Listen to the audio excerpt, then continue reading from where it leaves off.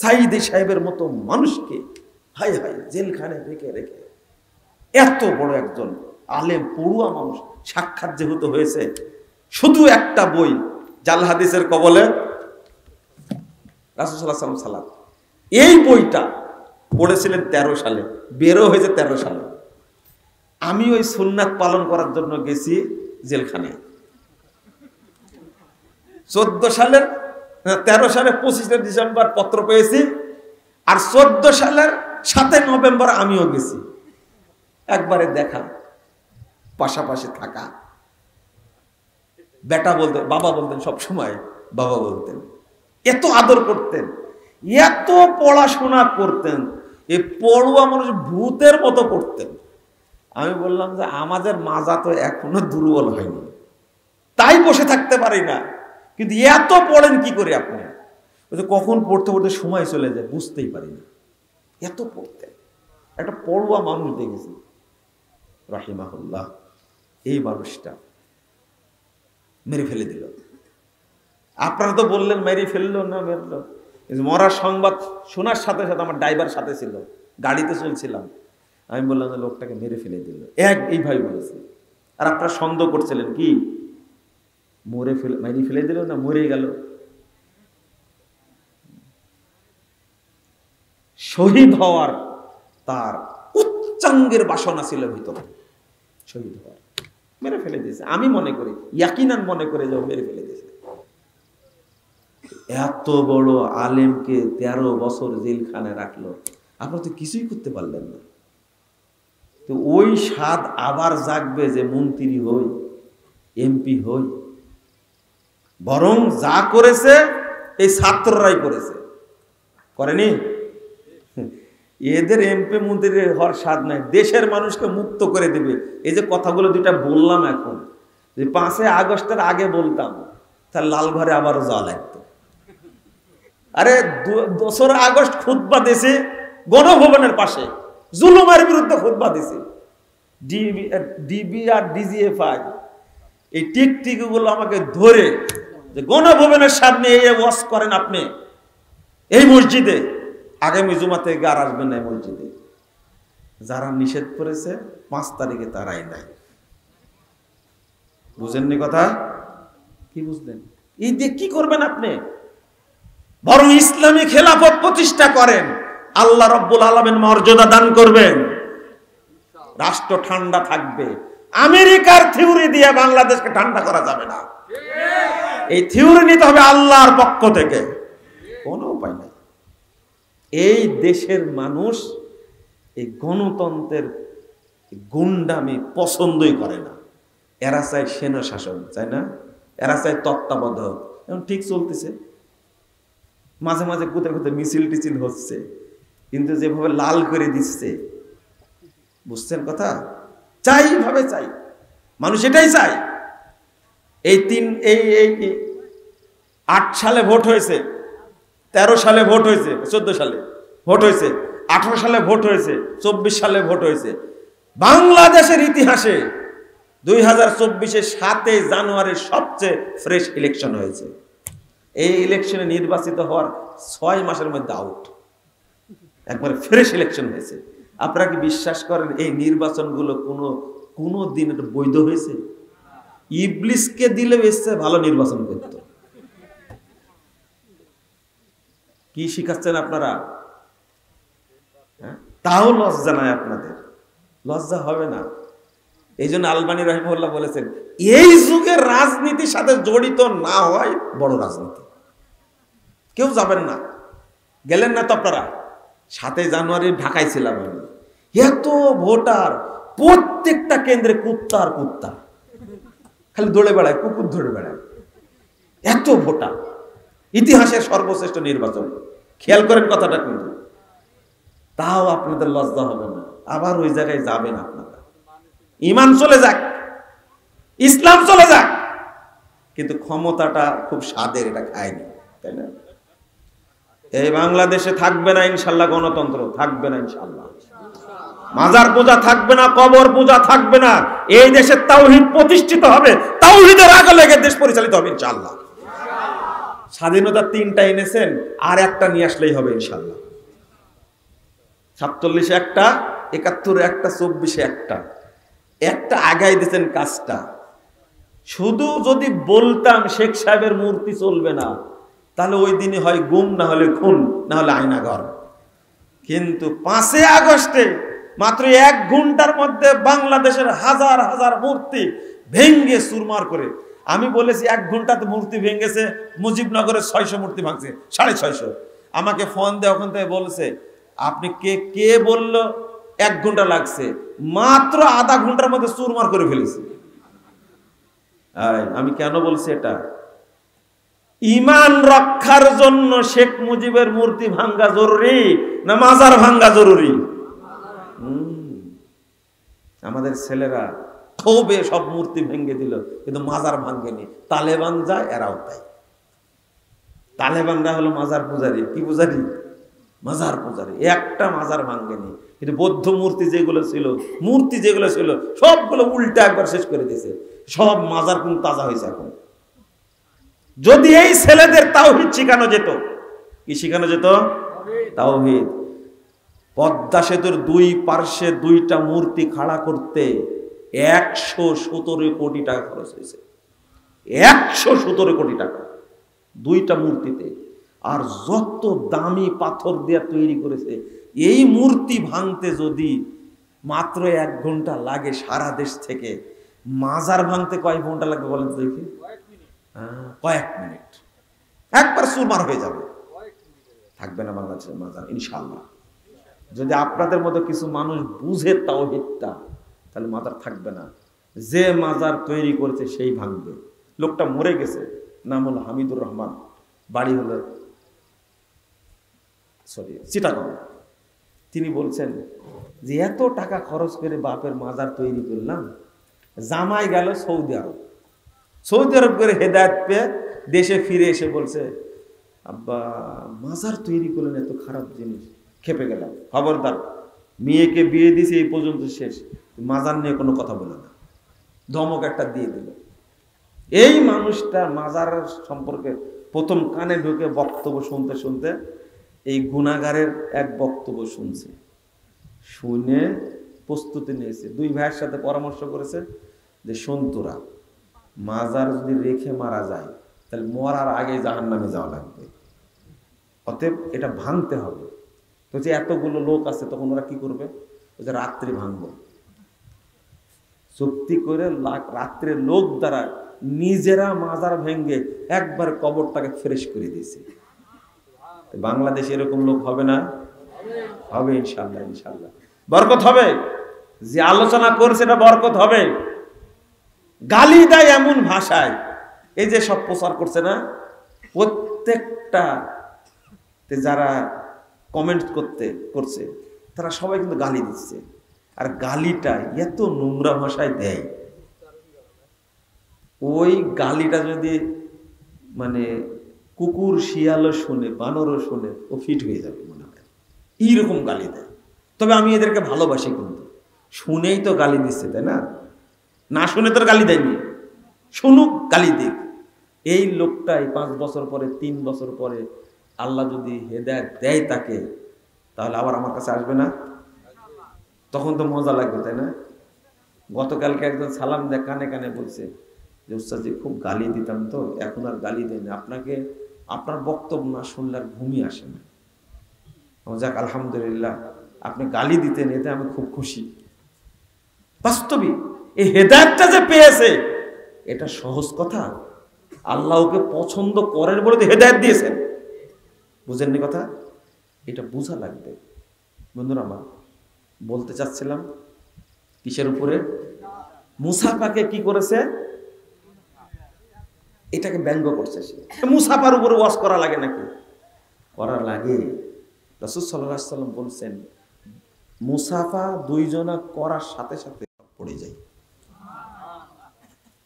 আর একটা হাদিস আসছে, রাসূল সাল্লাল্লাহু আলাইহি ওয়াসাল্লাম বলছেন, যে ব্যক্তি মুমিন ব্যক্তি আর এক মুমিনের সাক্ষাৎ করে, ইন্নাল মুমিনা ইযা লাকিয়াল মুমিন ফাসাল্লামা আলাইহি ওয়া আখাযা বিয়াদিহি ওয়া সাফাহা ফাতানাসারাত খাতায়াহুমা কামা ইয়াতানাসারু আরাকুশ শাজার। দুইজনা মুসাফা করার পরে এক হাতে আখাযা বিয়াদিহি, এক হাতে মুসাফা করে। আল্লাহ রাসূল বলছেন তাদের দুইজনার পাপ অনুরূপ ঝরে যাবে, যেভাবে গাছের পাতা পড়ে গাছ নাড়া হয়ে যায় ওইভাবে তাদের পাপ ঝরে যাবে। কিন্তু যখন আপনি দুই হাত লাগাচ্ছেন, বলেন পাপ কমছে না বাড়ছে? যদি বুকে হাত লাগান, চুমু যদি খান, বাড়ছে, পাপ কমবে না। তাহলে ইবলিস এই মুসাফার ফজিলতকে বাতিল করার জন্য বান্দা যেন জিরো পায়, এই জন্য এতগুলো বিদআত তৈরি করেছে ইবলিস। শুধু এইটা উদাহরণ দিলাম, বাকিটা আপনি বুঝবেন কত ফজিলতপূর্ণ। রাসূল সাল্লাল্লাহু আলাইহি ওয়াসাল্লাম বলেছেন পায়ের সাথে পা মিলে দাঁড়াও, টাকনোর সাথে টাকনো, কাঁধের সাথে কাঁধ মিলে দাঁড়াও। হুজুর বলছে কি জানেন, কাতার সোজা করি, মোবাইল বন্ধ করে মাঝখানে 4 আঙ্গুল ফাঁকা রাখি। চলো শোনো শোনো, অথচ ফজিলতটা কি? রাসূল সাল্লাল্লাহু আলাইহি ওয়াসাল্লাম বলছেন মান সাদ্দা ফুরজাতান ফি সাফ রাফাল্লাহু লাহু দারাজা ওয়া বানা লাহু বাইতান ফিল জান্নাহ। যে ফাঁক বন্ধ করে দাঁড়াবে আল্লাহ তার মর্যাদা বৃদ্ধি করে দিবেন এবং জান্নাতে তার জন্য একটা ঘর তৈরি করবেন। সুবহানাল্লাহর 12টা বাজায় দিয়েছে, ইবলিস একটা ডোজ ওখানে মারি রাখছে, 4 আঙ্গুল রেখে দে বলেছে, 4 আঙ্গুল রাখে, আধাত 1 হাত রাখে। কোনো দামি নাই, হাদিসটা দামি নাই। তাহলে কি নেকি পাবে? আর এটার যুক্তি কি জানেন? এত সুন্দর যুক্তি দিচ্ছে। আচ্ছা, আল্লাহর নবী কোনদিন পায়ের সাথে পা মিলিয়ে দাঁড়াইছেন, কোনো দলিল আছে? ভালো করে শোনেন কিন্তু, আল্লাহর নবী মুহাম্মদ সাল্লাল্লাহু আলাইহি ওয়াসাল্লাম কোনদিন পায়ের সাথে পা মিলিয়ে দাঁড়ান, দলিল আছে? আমি বললাম যে এ তো বড় ইবলিস দেখতেছি। এমন হচ্ছে যে আল্লাহর নবী কোনদিন আজান দিয়েছেন কিনা দলিল আছে বলেন দেখি। তো বলছে না, আমি এই প্রশ্ন করি না, আপনি বলেন নবী কখনো পায়ের সাথে পা মিলাইছেন কিনা? আল্লাহ রাসূল সবসময় কি ছিলেন? ইমাম ছিলেন না? অসুস্থ অবস্থাতে কিনি ছিলেন? ইমাম ছিলেন। প্রশ্নটা করার উদ্দেশ্য কি? আমি যেন উত্তর দিতে না পারি। এখন আমাকে বলছে এই যে আমরা যে দাঁড়াইছিলাম পায়ের, আপনি যে বললেন পায়ের মাঝে শয়তান থাকে, তা আমার 2 পায়ের মাঝে যে ফাঁকা ছিল, এখানে শয়তান ছিল না? বুঝেননি কথা? আমি বলছি আপনি যে দাঁড়ালেন তা আপনার 2 পায়ের মাঝখানে ফাঁকা ছিল না? একে কি উত্তর দিলে সুবিধা হবে? আবু তাহের বর্ধমানে এই উত্তর দিয়েছিলেন। আপনাকে সময় দিলাম 30 বছরে, উত্তর বের করতে পারবেন না। আবু তাহের বর্ধমানে বলছেন যে ইবলিস অত বোকা না যে আদম সন্তানের ছোট বাবুর নিচে দাঁড়ায় থাকবে। উত্তরটা কেমন হয়েছে বলেন তো দেখি। আপনি 30 বছর 60 বছর গবেষণা করে উত্তর পেতেন না, পেতেন না। আল্লাহর নবী বলছেন 2 জনের পায়ের মাঝে ফাঁকা রাখা যাবে না, তাই না? আর ওর প্রশ্ন কি? ওই 2 জন পায়ের মাঝখানে শয়তান দাঁড়ায় না? শয়তানের কাজ আছে, ওখানে দাঁড়ায় থাকবে? শয়তান বুঝে না? ও তওবা তওবা তওবা। আমি এই উদ্দেশ্যে বলছি না তুমি সুন্নাতটা মানবে না, সহিহ হাদিসটা মানবে না, এই জন্য তোর পাকামো করার কি দরকার? পাকামো করছো কেন তুমি? আর যে ব্যঙ্গ করার ইতিহাস, নাউজুবিল্লাহ, আস্তাগফিরুল্লাহ আস্তাগফিরুল্লাহ, এরা আর পারছে না। কারণ নেটের মাধ্যমে, ফেসবুক, ইউটিউব ইত্যাদির মাধ্যমে শরীয়ত ছড়ে যাচ্ছে। এতদিন মানুষের চোখে ধুলা দিয়ে এরা ব্যবসা করে খেয়েছে, কিন্তু ব্যবসা এখন বন্ধ হয়ে যাচ্ছে।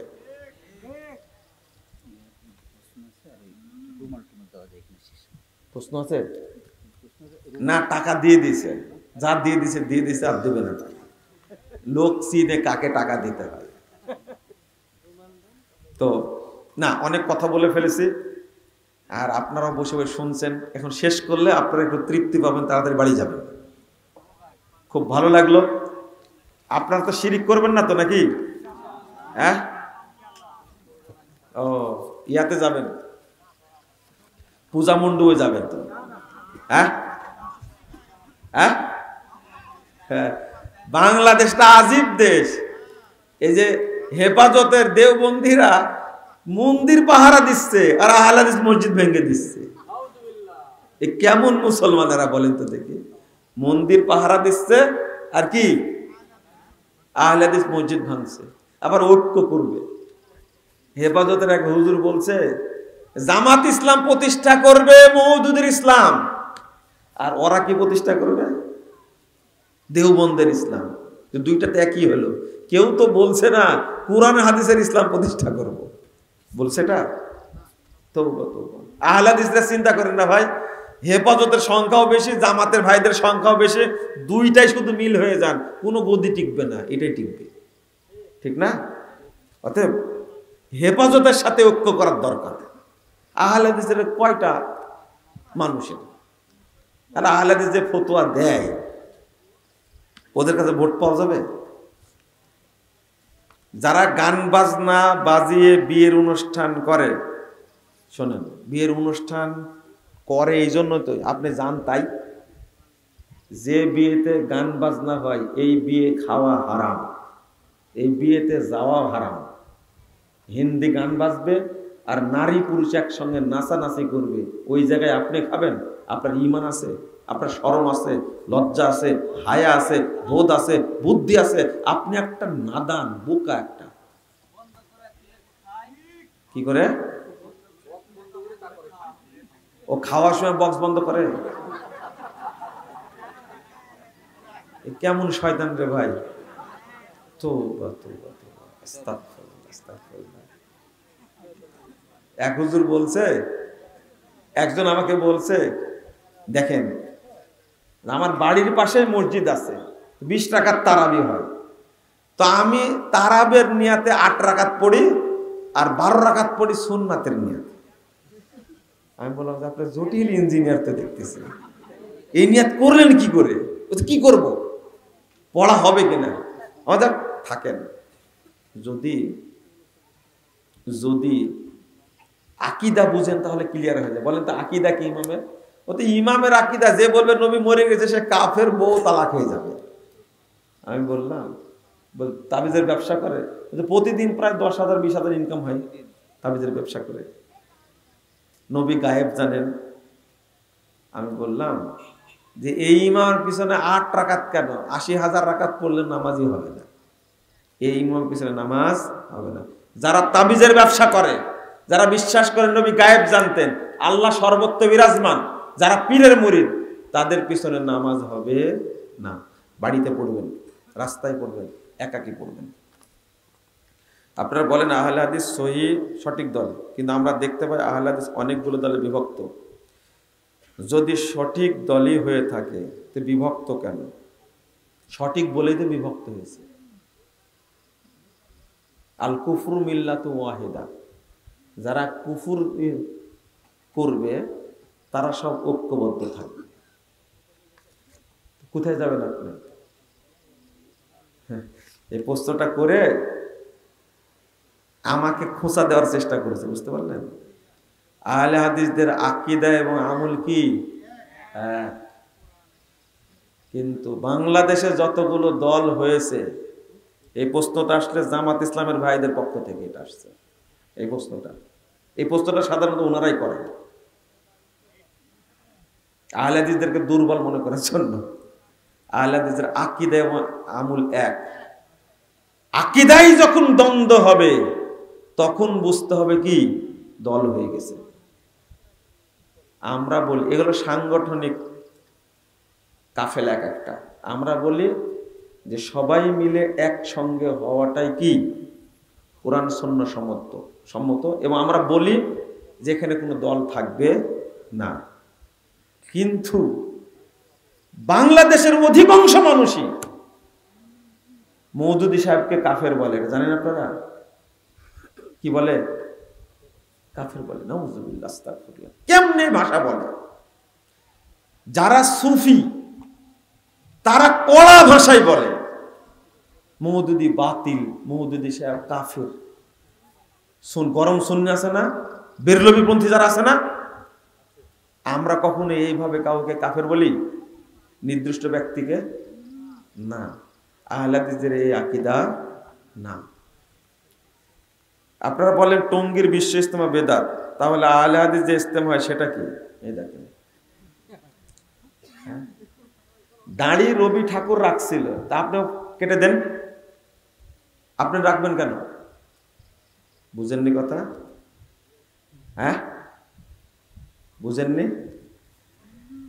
এক ভাই একদিন প্রশ্ন করেছিল, এই নওগাঁতে মনে হয় আহলে হাদিসরা সব আওয়ামী লীগ হয়ে গেছে, তাই না? বলে বলে, কারা বলে? আহলে হাদিসরা আওয়ামী লীগ হয়ে গেছে, তাই না? আহলে হাদিসদের এরকম চরিত্র নাই। আহলে হাদিস ব্যক্তি কখনো অপরাধ করলে সেটা পুরো আহলে হাদিসদের উপরে পড়ে না, পড়ে না।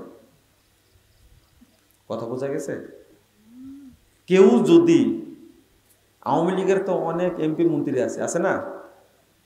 আমি একটা জবাব দিয়েছিলাম, এই আওয়ামী লীগ মাথা তুলে দাঁড়াইছে কিন্তু জামাত ইসলামের কারণে না। আপনার ঠিক না বললেও ঠিক, এটা আমি ঠিক না হলে বলবো না। 96 সালে হাসিনার আসনের তলে না ঢুকলে এত বড় আসপর্দা দেখাতে পারতো না, এটা চির সত্য কথা, সবাই জানে এটা। তসবির পাওয়ার অনেক বড়, তসবি পট্টি পরে সেই বক্তব্য সাইদি সাহেব দিলেন।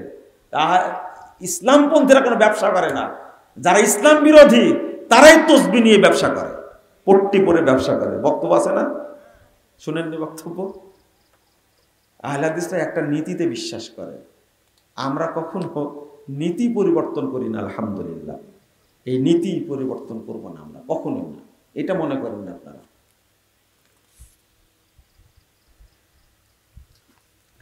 জোরে আমিন বলার কারণে মসজিদে এক ছেলে মারধর করেছে, নাউজুবিল্লাহ। আমিন বলার কারণে যদি মারধর করে, এরা মুসলমান না, মনে রাখবেন কথা। আমিন একটা ইবাদত, একে ব্যঙ্গ করেছে, এরা মুসলমান না। যারা রফুল ইয়াদিন করে ব্যঙ্গ করে, যে মাসি তাড়ায়, এরা মুসলিম না, এরা কাফের, এরা শরীয়তকে ব্যঙ্গ করেছে। নাউজুবিল্লাহ। কেন? আর ওই মসজিদে যাবেন কেন? যাবেন ওই মসজিদে, বাড়িতে পড়বেন না রাস্তায় পড়বেন গামছা বিছায়া, ওই মসজিদ যাবেন কেন? মসজিদ তৈরি করবেন একটা। তবে টেনশন করেন না, এই অবস্থা বেশি দিন থাকবে না, ইনশাল্লাহ থাকবে না। লক্ষ্মীপুরে জোরে আমিন বলার কারণে একটা ছেলেকে পিটিয়েছে বেদাতিরা, ছেলেটা এখন ঢাকা চিকিৎসাধীন আছে। ইন্না লিল্লাহি ওয়া ইন্না ইলাইহি রাজিউন। আল্লাহ তুমি রহম করো। একটা সুন্নাত আমল করার কারণে যদি এই অবস্থাটা হয়, তাহলে কি হবে বলেন দেখি? রফুল ইয়াদান করার কারণে, বুকে হাত বাঁধার কারণে মারপিট করা হচ্ছে, মসজিদে আটক করে পিটানো হচ্ছে। এটা নতুন শুনলাম যে এই চিকিৎসাধীন অবস্থায় আছে, আমি জানি না। আল্লাহ এই ক্ষতিগ্রস্ত আহত ভাইয়ের প্রতি আল্লাহ রহম করুক, আর যারা এই অন্যায়টা করেছে আল্লাহ যেন তাদেরকে ধ্বংস করেন। সফর থেকে বাড়িতে ফেরার সময় পথে নামাজ পরিবেশ না থাকায় জহর ও আসর পড়তে পারেনি। বাড়িতে এসে কি সেই সালাত কসর করব? না, বাড়িতে চলে গেছেন, কসর আর চলবে না, জমা চলবে না। একটা মেয়ের সাথে আমার দীর্ঘ 14 বছরের প্রেম। তুমি লেখছো ভাই বন্ধুত্ব, আমি প্রেম লিখলাম। এটা বন্ধুত্ব না, তোমার পবিত্র প্রেম। এটা পবিত্র। 2 বছর প্রেমও ছিল, ও পরে লেখছে 2 বছর প্রেমও ছিল। তবে গত 2 বছর যাবত তার সঙ্গে আমার কোনো যোগাযোগ নেই, কিন্তু কোনোভাবে তাকে ভুলতে পারি না। আরে তোমার কথা শুনে মনে হচ্ছে এখানকার যারা আছে সবাই ব্যতীত। তো ও 14 বছরে প্রেমই করছে, বয়স কত? এটা কিন্তু ভাই লেখেনি, এটা আমি বলতে চেয়েছিলাম কিন্তু আপনি বলে দিলেন। আপনি প্রেম করেছেন মনে হয়। হ্যালো, আস্তাগফিরুল্লাহ, আস্তাগফিরুল্লাহ। এই প্রোডাক্ট থেকে মানুষ বের হবে না, ইবলিসই বের হবে, সাবধান। যারাই প্রেম করছে এদের পেট থেকে যেটা হবে ওই রকমই বের হবে ইনশাআল্লাহ।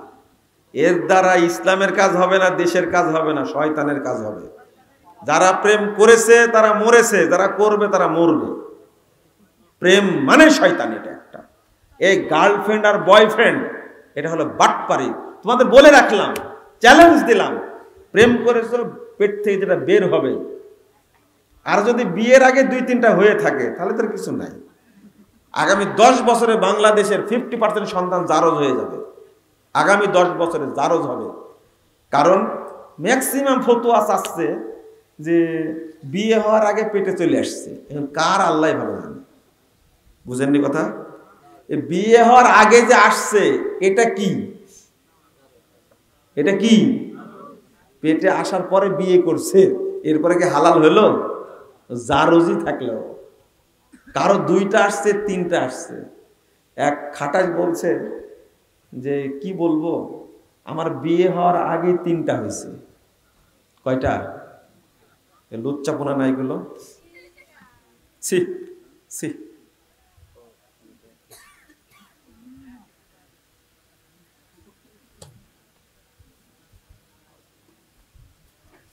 একটা প্রশ্ন করেছেন, শেষে লিখছেন প্রশ্ন হলো এটা সংগঠন না অন্য কিছু দরকার, কি উদ্দেশ্য দয়া করে বলবেন।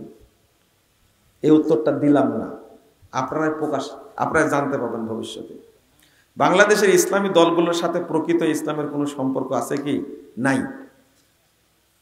মাজারি ইসলাম কোনোটা, কোনোটা উপমহাদেশের ইসলাম, কোনোটা সুফিদের ইসলাম। রুমাল দেওয়া হয়নি? আপনার রুমাল দিলে টাকা দিবেন? দেন দেন, রুমাল দেন দেন। এই সময় কি টাকা পাওয়া যায়? সব চলে গেছে, যারা টাকা দিবে তারা চলে গেছে। দেন দেন, 5 টাকা দিলে বরকত হবে। দিবেন, সবাই দিবেন, শরীক হবেন ইনশাল্লাহ। অনেকে বলে যখন যে সরকার ক্ষমতায় আসে আহলে হাদিস আলেমরা তখন সে সরকারের গুণগান করে। এই জন্যই তো আমরা সব সরকারের আমলে জেল কাটি। শোনেন, মিথ্যা কথা কম বলেন, মিথ্যা কথা কম বলেন। ইমানও ধ্বংস করেছেন, আমলও ধ্বংস করেছেন। নিজে হাত দিয়ে তলায় দেখেন আমার অবস্থা কি। আহলেদের পিছনে ছুটে লাভ নাই, আহলে হাদিসদের পিছনে ছুটে লাভ নাই। তবে রাজনীতির দলের একটা নীতি আছে না, বিএনপি জামাত অত্যাচার করেছে আহলে হাদিসের উপরে, আর আওয়ামী লীগ এসে বলেছে এরা তো মানে নির্যাতিত হয়েছে, আবার যদি নির্যাতন করি। এটা করবে না, এটা স্বাভাবিক। তো এখনো জাতীয় পার্টির কোন নেতা গ্রেফতারি হয়নি। হয়েছে? হয়েছে? এখনো হয়নি। কিন্তু নির্বাচনে গেছিল না, ছাড় দিছে ওদেরকে। যেহেতু জোর করে বন্দুক ধরা নির্বাচনে নিয়ে গেছে, তো এই জন্য ছাড় দিছে। জিএম কাদেরকে ছাড় দিছে। কিন্তু এর কি হবে আল্লাহ ভালো জানে। বুঝতে পারলেন? এরা হলো রাজনৈতিক রীতি। আহলে হাদিসদেরকে জেল খাটাইছেন বিএনপি সরকার, জামাত সরকার খাটায়নি? খাটাইছে। তা আওয়ামী লীগ সরকারও যদি খাটায় তো লাভটা কি হলো ওদের? কিন্তু আহলে হাদিসদের কোনো এমপি আছে, মন্ত্রী আছে? এমপি মন্ত্রী নাই। জামাত ইসলামের মধ্যে আহলে হাদিস এমপি নাই? নাই, তাই না? নাম বলবো? বললেই হলো। চালাচ্ছে কে জামাত ইসলাম জানেন আপনারা? আমাদের কাছে সব তথ্য আছে। আমার প্রশ্নের উত্তর দিবেন প্লিজ। এক বড় শিরিক, ছোট শিরিক, সেগুলো জানি, জ্ঞান আছে। এসব করতে না চাইলে ছোট শিরিক অটো মনে চলে আসে। রাগ তো অনেক লাগে, বাট কিছু করতে পারি না, বারবার মনের ভিতরে চলে আসে। তওবা করবেন, আস্তাগফিরুল্লাহ পড়বেন। সুনানে নাসাইর 1754 নম্বর হইতে হাদিস বলতে কি বুঝাইছে, কি হাদিস, শুধু এতটুকু বললে হবে? জাযাকুমুল্লাহ খায়রান ওয়া বারাকাল্লাহু ফিকুম। আর প্রশ্ন করেন না আপনারা। হুজুর আমাদের মসজিদে জুমার সালাতের পর মুনাজাত করে, এখনো মুনাজাতে হুজুর আছে? হ্যাঁ, ছি ছি ছি ছি ছি, আস্তাগফিরুল্লাহ। প্রতিষ্ঠিত একটা বেদাতকে এখন আপনারা চালু রাখতে যাচ্ছেন, তাই না? মুসল্লিরা কি করে? মুসল্লিরা কি করে? মুসল্লিরা ঐক্যবদ্ধ হয় ইমামকে তালাক দিয়ে দিবে। হুশ। বক্তা কোরআন তেলাওয়াতের পরে জোরে টান দেয় আর সবাই বলে আল্লাহু আকবার। এটা হলো মিশরীয় বেদাত। হ্যাঁ, আল্লাহু আকবার পরে জোরে টান মেরে আল্লাহু আকবার বলেন আপনারা, এটা চলবে না। এই বেদাত করবেন না। আপনারা আমার সাথে দোয়া পড়েন সবাই। টাকা দিছেন তো? দিছেন। জাযাকুমুল্লাহ খায়রান। হ্যাঁ, আর দোয়াটা পড়ে দিই তাহলে। পড়েন, সুবহানাকাল্লাহুম্মা ওয়া বিহামদিকা আশহাদু আল্লা ইলাহা ইল্লা আনতা আস্তাগফিরুকা ওয়া আতুবু ইলাইকা। আসসালামু আলাইকুম ওয়া রাহমাতুল্লাহি ওয়া বারাকাতুহু। কই দাও।